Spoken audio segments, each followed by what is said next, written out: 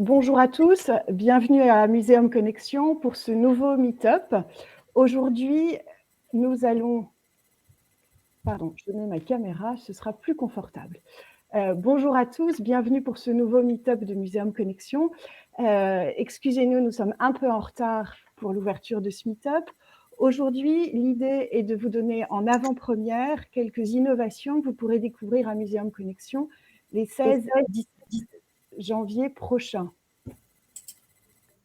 Je souhaiterais remercier Victor Jacques du MUSEM, Julien Cousy d'Open Musée, Marjolaine Parise du RISE et Élodie Parmentier de Nuit Noire qui sont avec nous aujourd'hui et qui vont vous présenter ces innovations. Voilà, quelques infos pratiques. On va passer quelques temps tous ensemble pour découvrir ces innovations et puis vous aurez la possibilité de poser toutes vos questions dans des salles à part, l'une pour le MUSEM, l'autre pour le RISE. À vous de choisir la salle que vous souhaitez rejoindre dans un second temps. Voilà, je laisse la parole à Antoine et vous souhaite à tous un très bon meet-up.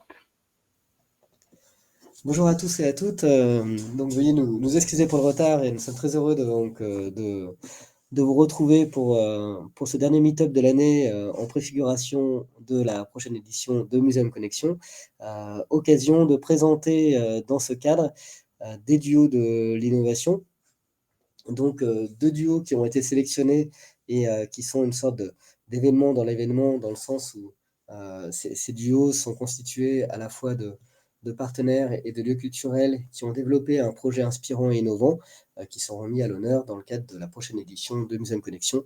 Et en avant-première, on voulait vous proposer en fait de les parcourir ensemble. Donc on a le plaisir d'accueillir aujourd'hui côté RISE de Villeurbanne, Marjolaine Parise et Élodie Parmentier de Nuit Noire, qui vont développer un parcours sonore dans la ville de Villeurbanne sur lequel on va revenir très rapidement, et Victor Jacques du MUSEM, qui est donc responsable des relations extérieures à la direction du développement, qui a travaillé avec Julien Cousy, qui est directeur général de Guidap et Open Musée, sur une solution d'abonnement très innovante sur laquelle on aura l'occasion aussi de revenir juste après cette petite introduction. Donc, ces duos de l'innovation s'inscrivent en fait dans une manifestation qu'on organise en préambule en fait de Muséum Connexion. On a réuni un jury d'experts qui donc a identifié un ensemble de projets qui ont été déposés suite à un appel à candidature et qui ont œuvré à la sélection de ces projets. On a cette cohorte d'experts qui vient d'une diversité en fait très, très forte en termes de représentativité du patrimoine. On a en fait Alexandra Dervaux qui vient plutôt du patrimoine mémoriel, Eva Maxek qui vient plutôt des lieux scientifiques, Elisabeth Graville en fait qui a une sensibilité extrêmement forte à l'innovation numérique et à l'international, Nathalie Pichard en fait qui connaît très bien le monde des petits et moyens musées, notamment en Suisse, et qui notamment aussi est présidente de la Artec Foundation, donc une fondation autour des startups, et Julia Luxac-Rougeau, qui est rédactrice en chef de Tom Travel, donc un magazine autour du tourisme culturel. Donc on a eu vraiment une représentativité assez forte du domaine patrimonial et touristique qui fait notamment le positionnement de Muséum Connexion. Donc ce jury s'est réuni en novembre pour sélectionner une première salve de différents projets qui ont été présentés, et il y aura une deuxième sélection qui sera réalisée d'ici au 11 décembre et sur laquelle vous aurez tout un ensemble de communications qui seront réalisées lors du salon. Donc ces duos de l'innovation, l'idée en fait c'est de mettre à l'honneur des projets inspirants et innovants qui sont portés par des lieux avec leurs partenaires entreprises, et ils ont été sélectionnés en fonction de critères, notamment autour de leur durabilité environnementale, sociétale, mais aussi économique. Donc, vous voyez ici les différents critères qui ont été proposés. Donc ça nous a permis comme ça d'identifier de réaliser une première sélection avec des projets qui ont attrait plutôt à la préparation de la visite, avec la gestion de l'affluence, avec aussi des propositions, par exemple, d'abonnement. On y reviendra avec Museum Plus, bien sûr. Durant la visite, avec tout un ensemble de projets qui valorisent et enrichissent, augmentent le parcours de visite, aussi bien le parcours classique que tout un ensemble d'activités aussi pédagogiques et ateliers.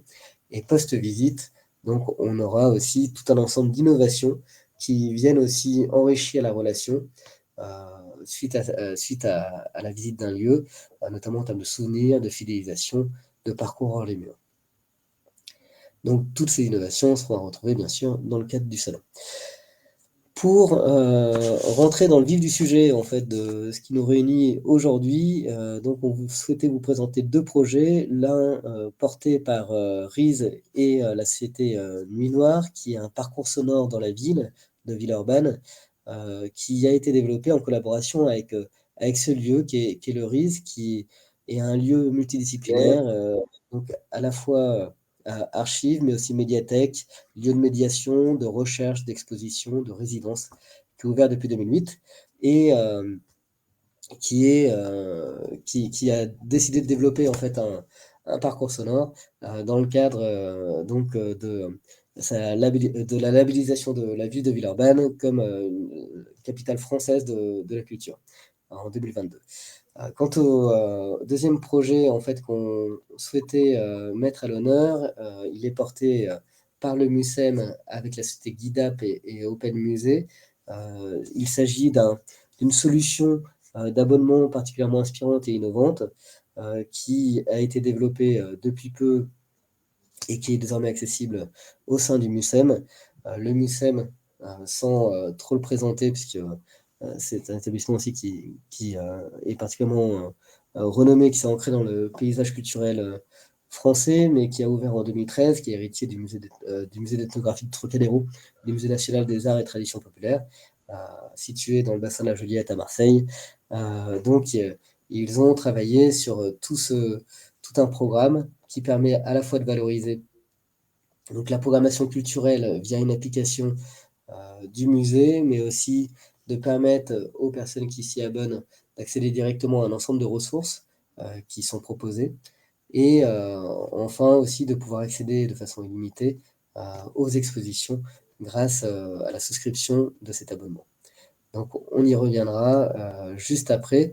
Donc deux innovations particulièrement emblématiques de celles qu'on a pu recevoir dans cette appel à candidature et qui vont permettre d'illustrer différents projets inspirants et innovants qui irriguent le champ patrimonial et muséal actuellement.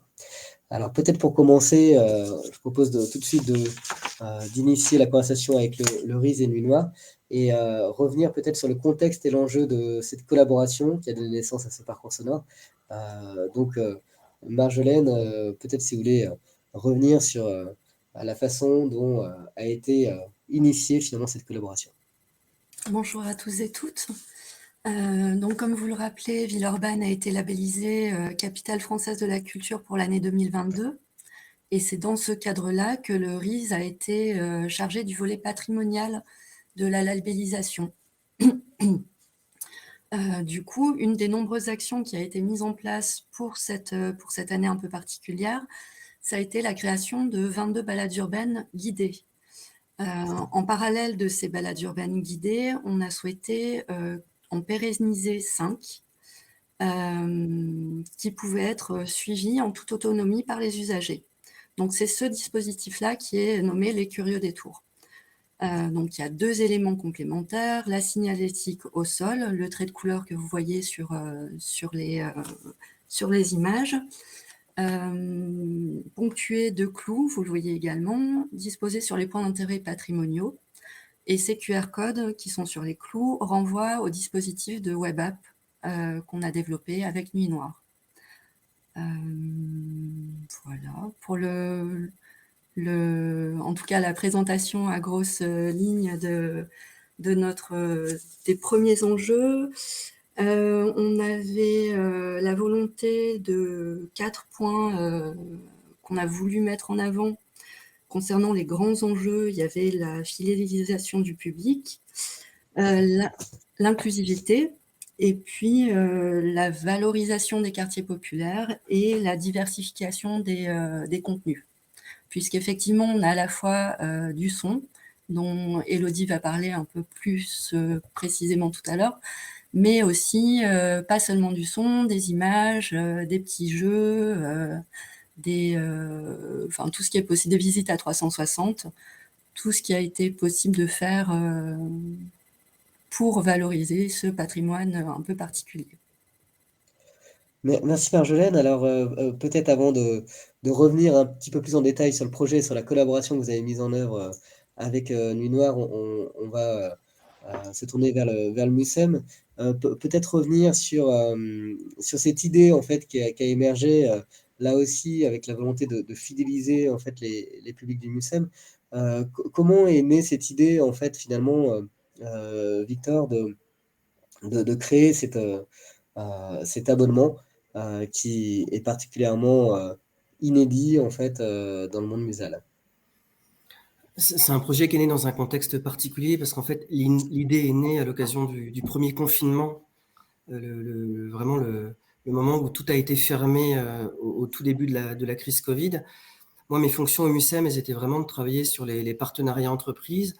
Et on se disait à ce moment-là, on ignorait évidemment que l'État nationaliserait l'économie pour quelques mois, mais on s'est dit, en fait, le levier de développement, ce sera plus forcément les entreprises. Il faut qu'on se recentre en fait sur notre public le plus fidèle, le plus proche, celui qui, dès sa réouverture, va revenir dans nos murs véritablement. Et on a été assez inspiré en fait par la stratégie dite de membership, donc d'abonnement en fait sur le musée des Beaux-Arts de Montréal, qui en plusieurs années avait constitué une énorme communauté. Et simplement, en partant de cet exemple-là, on s'est posé la question de savoir comment on allait pouvoir l'améliorer. L'idée au départ, c'était de dire on va avoir un projet de mécénat autour des particuliers. Et on a vite renoncé parce qu'en fait, on se disait que ces particuliers qui pouvaient soutenir le MUSEM, qui avaient envie de le soutenir en particulier dans cette épreuve du confinement Covid, on les identifiait assez mal finalement. Et donc, on a plutôt privilégié cette logique d'abonnement à une logique de mécénat. Donc, c'est pour ça qu'on est parti sur ce projet-là. En fait, pour nous, un abonnement, on se disait à l'époque qu'un abonnement, c'est ce qu'on connaît tous quand on s'abonne à une plateforme de contenu culturel, pour la musique, pour le cinéma. Nous, un abonnement, c'est un service de contenu auquel on s'abonne au mois et sans engagement.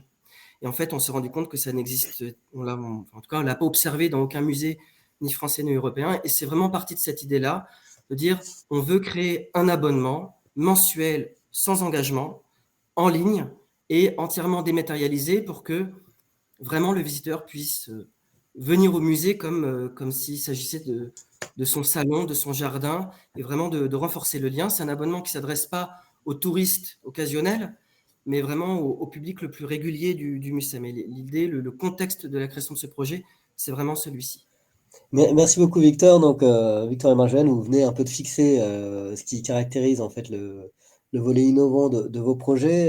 D'un côté, Victor, vous mettez en avant le fait que voilà, vous avez développé vraiment un abonnement sans engagement mensuel en ligne et dématérialisé. C'est ça qui caractérise en fait l'offre de MUSEM+. Et de votre côté, en fait, Marjolaine, vous avez mis en avant le fait que l'idée, c'était de valoriser principalement les quartiers, en donnant aussi notamment qui constitue Villeurbanne, en mettant en avant aussi la parole des habitants, et ça, on va y revenir juste après. Et puis, avec la volonté de diversifier au maximum les contenus et de mettre à disposition un ensemble de contenus qui permettent de pouvoir découvrir le quartier autrement. Alors, peut-être pour rentrer un peu plus dans le détail, est-ce que vous pouvez nous parler, Élodie, Marjolaine, de la façon dont vous avez collaboré ensemble? Quelles ont été les grandes étapes et comment vous avez innové, en fait, éventuellement, aussi dans ces différentes étapes en termes de méthodologie, de modèle économique, de technologie ou de comportement éco-responsable? Oui, Élodie, je vais te laisser. Bonjour à tous. Donc avec Marjolaine, on est basé à Villeurbanne, donc le RIS et notre studio d'enregistrement en Nuit Noire, on est vraiment voisins. Donc on s'est rencontrés il y a déjà quelques années et on a eu l'occasion de beaucoup échanger en amont du projet, ce qui a nourri en fait nos réflexions. Et le moment de la labellisation, donc c'était le 30 mars 2021. Et à partir de là, ils ont lancé un marché en novembre 2021, justement pour créer ce dispositif numérique qui s'appelle Curieux Détour. Pardon. Et à partir du moment où le marché a été lancé, on a répondu justement pour les accompagner. Et ce qui nous intéressait beaucoup dans ce projet, c'était au-delà du fait que c'était local, c'est qu'ils voulaient vraiment mettre en valeur donc la partie patrimoniale, la partie témoignage d'habitants et de commerçants, mais aussi de rendre accessible des visites guidées qui sont aujourd'hui par des médiateurs, par des guides physiques, et justement de prolonger la visite et de permettre à tout type de public, et notamment les 18-30 ans, de donner une autre vision de la ville de Villeurbanne, qui est une ville ouvrière à la base. Et donc, on a vraiment pris le parti pris de dépoussiérer des archives, de rendre vraiment un contenu fort, intéressant, mais accessible aux 18-30 ans. Donc, à partir de là, on a vraiment conçu le dispositif dès lors du marché. On s'est associé à Youno, qui a développé toute la partie numérique, et Nuit Noire a vraiment fait toute la conception de la direction artistique du projet et a fait le lien avec la plateforme numérique. Et ensuite, le marché a été, je crois, validé, il me semble, je ne sais plus les dates, Marjolaine. Je crois que la notification, c'était en février 2022. Oui, ça a été très très court en termes de réalisation, très, en fait, très qu'on a court. discuté. Oui. Donc de février à septembre 2022, on a produit donc les 5 premières balades qui correspondent à peu près à 30 points d'intérêt sur toute la ville de Villeurbanne sur la première année. Et ça équivaut à peu près 5-6 capsules par quartier, des capsules sonores, mais aussi, comme le disait Marjolaine, des contenus qui peuvent être de l'ordre de quiz pour être dans l'interactivité, ou alors des photos de lieux totalement inaccessibles au public. Donc, c'était un sacré chantier qu'on a réussi à faire en très peu de temps. Et chaque année, on pourrait en parler après, chaque année équivaut à une nouvelle balade pour justement donner envie de revenir justement sur le territoire villeurbanais. Oui, c'est ça qui semble avoir séduit en fait pas mal le jury des dieux de l'innovation. C'est aussi le volet pérennité. C'est la volonté en fait finalement de construire une brique qui est intégrée en fait dans d'autres actions de médiation en fait du jury, qui vient en complément et qui peut aussi s'alimenter et s'enrichir au fur et à mesure. Côté MUSEM, donc avec Guidap, donc comment vous avez déjà défini le projet? Je crois qu'il y a eu tout un travail de recherche et développement en fait au sein du MUSEM avant de pouvoir faire une consultation publique. Donc Victor, si vous voulez éventuellement aussi nous parler un peu de toutes les expérimentations que vous avez testées, notamment aussi au sein des équipes et au sein du MUSEM. Et puis ensuite, voir comment vous avez collaboré avec Julien et ses équipes au sein de Guidap. Tout à fait. Alors, effectivement, on a eu pas mal de temps pour travailler sur ce projet parce que, vous le savez, il y a eu le premier confinement, mais en fait, les musées ont été fermés une bonne partie de l'année 2021. Et on a mis à profit cette période pour, dans un premier temps, finalement, inventer un projet sans prendre aucune considération, ni budgétaire, ni technique, ni aucune faisabilité. En fait, on s'est autorisé simplement à rêver de la solution qui, en tant qu'habitant de Marseille, nous faisait envie, nous semblait idéale. Et ensuite, on s'est confronté au réel. Là, c'était une partie avec des hauts, avec des bas, avec des espoirs. Et bon, finalement, on est arrivé à trouver notre solution pour finalement définir de façon extrêmement précise nos besoins. Ce qu'on attendait véritablement. C'est là qu'on a pu faire une consultation qui est un peu particulière parce qu'en fait, finalement, dans cette consultation, il y avait plusieurs métiers. Il y avait à la fois le fait de développer une application, d'y intégrer un outil de contrôle d'accès, et puis surtout, il nous fallait un partenaire qui nous accompagne véritablement dans la durée. C'était pas simplement un livrable, parce qu'il nous fallait aussi quelqu'un qui allait collecter ces micro-paiements mensuels pour le compte du MUSEM tout au long de la collaboration. Donc c'était un peu particulier. Il fallait une entreprise agile pour se lancer dans l'aventure. Et voilà, et ça a été Guidap. Julien, peut-être que tu peux compléter un peu comment vous êtes rentré dans ce projet. Du coup, oui, on a vu ce marché public. Hein, nous, ça a été plus de la collaboration un peu plus en regardant ça. Nous, on est issu du monde du tourisme et on a développé de nombreux moyens de commercialiser des expériences. Et la partie abonnement fait partie d'un modèle qui existe dans le tourisme de manière générale. Donc, ça nous intéressait beaucoup de collaborer sur ce sujet. En effet, on a l'avantage de déjà travailler avec des entités publiques comme des offices de tourisme, et donc on savait récolter plein de paiements pour des institutions publiques, donc ça a été un avantage pour nous. Là où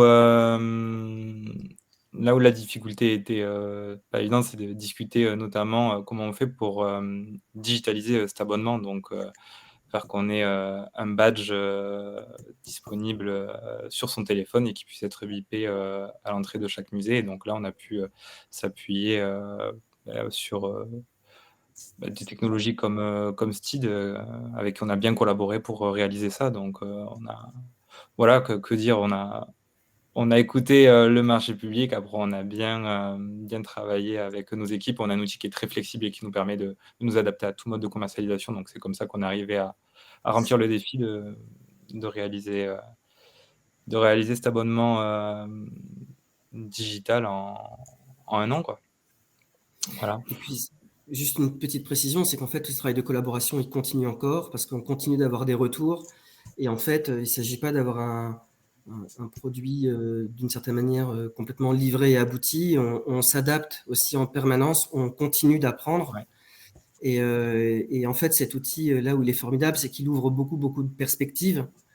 Alors, on ne pourra pas tout faire et il faudra qu'on priorise les choses, mais c'est un peu ce qui est formidable aussi dans cette relation, c'est que en fait, cet outil, c'est juste une première brique, un petit peu comme pour le projet du RIS, c'est que ça ouvre encore une fois plein d'autres idées pour l'avenir. Voilà. Merci. C'est vrai que sur les perspectives, on y reviendra justement un petit peu après. Je poursuis par rapport à ce que vous évoquiez. Il y a ce caractère itératif, expérimental qui est très fort en fait dans votre projet et qui est extrêmement séduisant. Comment, Victor, vous avez mobilisé donc les différentes équipes du MUSEM déjà pour tester, expérimenter ce qu'avait réalisé Guidap, et comment vous avez lancé en fait ensuite après ce projet auprès du grand public? Alors, effectivement, la version bêta en fait est sortie au premier week-end de juin, qui marquait en fait le 10e anniversaire du MUSEM. Mais il n'a pas été lancé avec une énorme campagne de com, il a été un peu lancé à bas bruit. En amont de cette date, on a travaillé avec des communautés qui étaient en fait internes, à la fois les collaborateurs du musée. Il y avait une 50aine de volontaires pour tester avant ce week-end d'ouverture en interne et nous faire déjà des retours. Et ensuite, ça a été un petit peu élargi en mobilisant notamment notre société des amis, qui avait aussi un avantage. Ce sont des vrais ambassadeurs du musée, et il se trouve que leur moyenne d'âge est relativement élevée et qu'ils ne sont pas des digital natives. Et ça a été un vrai apprentissage parce qu'en fait, on se rendait compte parfois que même à l'inscription, ils pouvaient bloquer sur des éléments, à des moments qu'on n'aurait vraiment pas soupçonnés. Et ça nous a vraiment permis En fait, ce qui est intéressant, c'est de le tester avec des gens qui, justement, ne sont pas très à l'aise avec des smartphones. Et ça nous a permis encore d'améliorer les choses pendant la version bêta. Et ensuite, on a travaillé avec une personne en interne dont la seule mission, encore aujourd'hui, est de contacter chaque abonné, de savoir comment s'est passée l'inscription, est-ce qu'il y a eu des difficultés, des points de blocage. Et en fait, on prend absolument tous les retards et on n'envoie pas simplement un formulaire en espérant avoir un retour. On prend contact personnellement avec eux et en fait, ils sont ravis. Alors, ça nous permet de comprendre, de mesurer l'enthousiasme aussi, et puis de comprendre les petits réglages qui restent encore parfois à opérer. Et on continue de le faire. On continuera de le faire tant que tout ne sera pas parfait. En fait, voilà, on est dans une logique d'amélioration continue. En fait. Merci. Donc, effectivement, vraiment cette logique de co-conception et d'amélioration continue, qui a priori aussi a été pas mal réalisé dans le cadre du projet du RIS avec avec Lunoir, puisque vous avez recueilli aussi tout un ensemble de témoignages des habitants, c'est ça en fait pour pouvoir en fait animer cette application. Est-ce que vous pouvez nous en dire un petit peu plus et puis aussi évoquer la façon dont vous avez lancé en fait le projet et comment en fait vous êtes allé vers les habitants pour leur présenter en fait ce parcours. Alors nous, c'est vrai qu'on a eu la chance de pouvoir s'appuyer sur le dispositif complet de Capitale française de la culture. Donc en tant que RISE, on était réellement, inclus dans l'ensemble des propositions liées à cette année capitale, quoi. Donc en tant qu'entité RISE, on n'a pas eu énormément de communication spécifique à faire, mais on avait prévu de s'appuyer sur un festival dans lequel on a inauguré les balades pérennes et en même temps, on pouvait réaliser les balades guidées. Puisque chaque balade, pérenne ou guidée, sont différentes à chaque fois. On va pouvoir faire une balade guidée dans le quartier, des Buères, mais les informations qui seront dans la balade pérenne du quartier des Buères ne seront pas forcément identiques. Il y aura toujours quelque chose de supplémentaire, pas nécessairement en plus côté interactivité, mais vraiment côté contenu. Et c'est en ça que la parole des habitants a pu être enregistrée et incluse dans les balades pérennes. Ce qui nous permettait d'avoir ce côté humain. C'est ce que vous disiez très bien côté MUSEM, c'est que l'aspect numérique est important. Il est très bien parce qu'il permet de toucher des publics qu'on ne touche pas nécessairement, mais le côté humain reste le cœur de ce qu'on souhaite faire. Donc voilà, nous, du coup, c'est vrai qu'on s'est beaucoup appuyé sur Capitale française de la culture pour le lancement, et que pour la fidélisation, en revanche, comme on rajoute une balade tous les ans, ça nous permet de, à chaque fois, avoir un petit événement autour du lancement d'une nouvelle balade. Donc on est aussi dans un esprit d'amélioration continue et d'ajout continu. Et donc justement, alors pour poursuivre un petit peu là-dessus, quel bilan tirez-vous déjà en fait sur les premiers usages et peut-être quelle perspective pour ouvrir un petit peu aussi à la suite vous envisagez avec Nuit Noire? Alors, pour l'instant, on est toujours dans le cadre du marché, puisque le marché nous a été lancé pour 4 ans, si je me souviens bien. 5. Voilà. Donc, on est encore dans le cadre du marché. Évidemment qu'on continue à travailler avec Nuit Noire. Dans les bilans, le bilan est très positif pour nous, en tout cas. On est très contents. On a pu, grâce à l'outil, avoir des statistiques qui sont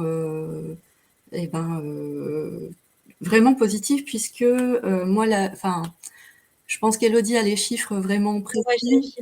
Mais moi, le chiffre qui me touche le plus, c'est qu'on a au minimum 4 personnes qui viennent par jour. C'est un minimum. Donc, pour moi, rien que ça, c'est super. Donc, minimum 4 personnes, 16 minutes passées en moyenne sur l'outil, ce qui est vraiment bien pour ce type de médiation patrimoniale. Et puis, je crois que depuis le lancement, tu me coupes si je me trompe, on en est à environ 10 000 personnes qui ont pu faire les balades. C'est ça. Et il y a à peu près 100% des contenus qui sont consultés. Oui. Donc, c'est vraiment un bon ratio. Et il y a 1 personne sur 5 qui revient. Donc, la notion de fidélisation fonctionne. Et effectivement, vu qu'on a fait 2 sessions, la première étant un premier lancement en septembre 2022 et un autre lancement en septembre 2023. Donc, chaque journée du patrimoine, il y a des nouvelles balades qui arrivent. Effectivement, là, on a à peu près une moyenne de 5000 personnes qui viennent par année. Et quasiment la la moitié, je crois, sont des nouveaux utilisateurs. Oui. Donc voilà, les chiffres sont vraiment... on n'avait pas vraiment défini dès le départ, en plus, quelque chose de quantifiable. Donc voilà, les chiffres sont plutôt bons. Et pour ce qui est des perspectives, donc tous les ans, on rajoute une balade. Et là, on va peut-être enrichir la plateforme avec une entrée par thématique en plus des entrées par parcours. Donc, c'est en cours de réflexion pour l'instant, mais je pense que ça va arriver très prochainement. Entre autres, peut-être, alors c'est encore en question, mais on a un budget participatif à la ville et un des projets qui a été retenu veut valoriser le patrimoine naturel. Donc, il est très possible qu'on mutualise les choses et qu'on fasse une entrée patrimoniale naturelle par point d'intérêt, non plus par parcours. Donc ça, c'est encore en cours de réflexion. Voilà, on en est là. De belles perspectives, effectivement. Donc, côté Victor et Julien, il y a aussi tout un volet, effectivement, de gestion des données en fait, liées aux usages.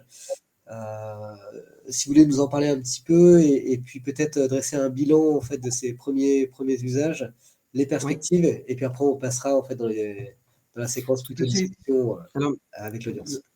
Il y a quelque chose qui est très important dans ce projet, qui est même fondamental, c'est d'abord que l'application crée un nouveau canal de communication parce qu'elle permet d'envoyer des notifications push. Donc ça crée vraiment un nouveau canal de lien avec notre public. La seconde, c'est que ce fameux badge qui est bipé en fait en entrée d'exposition nous permet de savoir que Monsieur Dupont a été voir telle exposition, mais pas telle autre. Et derrière, en fait, ça permet de vraiment mieux comprendre le parcours visiteur et d'adapter en fait en fonction de la communication pour avoir une communication à la fois moins massive et beaucoup mieux ciblée, beaucoup plus adaptée, et d'avoir en fait toute cette remontée, d'avoir une vraie compréhension en temps réel, suivi au jour le jour du comportement de nos abonnés, de ce qu'ils fréquentent, de ce qu'ils utilisent, au-delà même d'ailleurs de l'exposition, mais même de façon plus générale, de l'expérience sur le site du MUCEM. Du point de vue aussi des perspectives, nous, si vous voulez, là, on voit bien qu'en fait, le projet fonctionne bien parce qu'on a 15% d'augmentation du nombre de visiteurs mensuels sans communiquer. L'enjeu de 2024, ça va être de lancer les vraies campagnes de communication. Donc, ça va être de lancer très largement le projet, de le faire connaître encore plus. Mais c'est vrai que sans rien faire, on voit qu'il y a un effet de bouche à oreille et qu'en fait, l'outil est prescrit. Et ça, c'est très important pour nous, c'est très rassurant. L'autre chose aussi, en termes de perspective, c'est tout simplement, c'est de le faire vivre parce que comme il n'y a pas d'engagement, comme c'est un abonnement sans engagement, maintenant, tout le travail, c'est de créer une offre culturelle qui font que les gens ne se désabonnent pas. C'est une vraie responsabilité, c'est-à-dire qu'en fait, on bloque pas les gens. Et tout le travail maintenant, c'est de travailler non pas sur l'outil, mais sur le contenu de l'abonnement. Et là, on est strictement dans le travail de médiation culturelle. Et c'est ça qui va être un peu notre priorité 2024.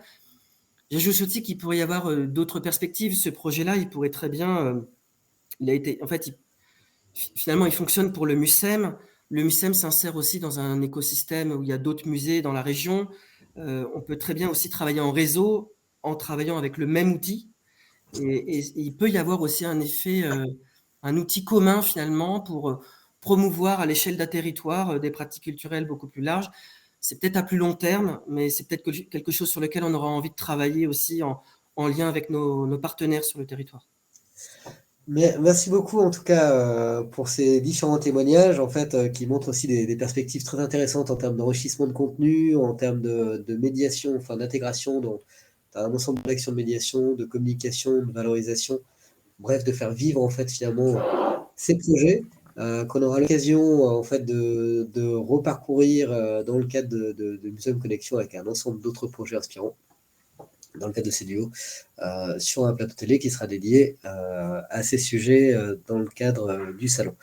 Ce qu'on vous propose d'ores et déjà, c'est de rejoindre des salles de discussion en ligne en fait, qui sont donc proposées dans le cadre de ce meet-up pour consacrer une bonne dizaine de minutes en fait à éventuellement des questions que vous pourriez avoir dans l'audience.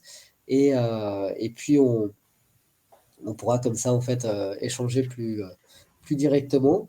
Et sinon, donc la prochaine édition du salon, comme vous,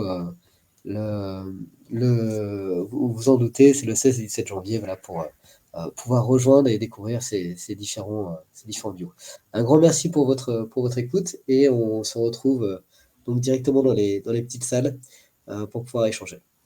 Et alors, pour rejoindre les petites salles, se sont affichés sur la droite de votre écran, au niveau de la partie commentaires, 2 liens. Le premier lien correspond au MUSEM et le deuxième lien correspond au RISE. Voilà, à vous de choisir là où vous voulez nous rejoindre. À tout de suite.